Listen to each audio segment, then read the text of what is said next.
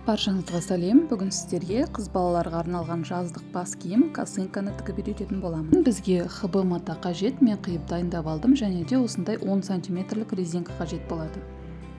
Мына кішкентай матаның ұзындығы 20 сантиметр, ал ені 7 сантиметр. Бұл барлық размерге.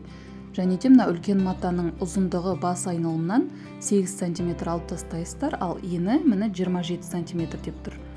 Осы жерден қарап сызсаңыздар болады. Ең алдымен матамыздың мына екі шетін қайырып тігіп алуымыз қажет. Видеодағыдай матамызды екі қайырып, осылай тігіп шығамыз.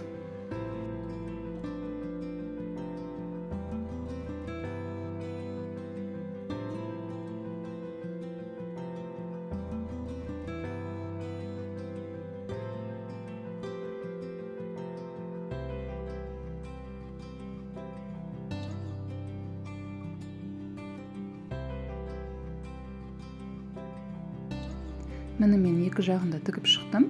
Енді бізге мына кішкентай матамызды бір-біріне беттестіріп осылай тігіп аламыз да оң бетіне аударамыз. Бұл жерге біз қазір резинка салатын боламыз. Резинканы кіргізіп, бір жақ шетінен осылай тігіп аламыз.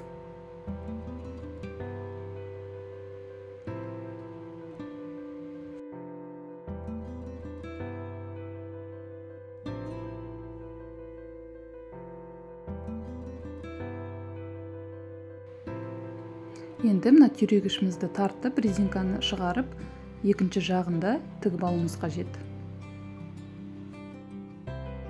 Міне мен резинкасын тігіп алдым. Енді бізге осы екі матаны қосуымыз қажет.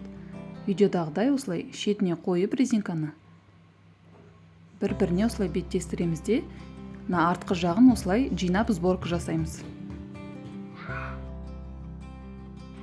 Міне осы жерді түзу тігіп шығамыз. Міне екінші жағында дәл жаңағыдай жасап, осы жақта да тігіп шығатын боламыз.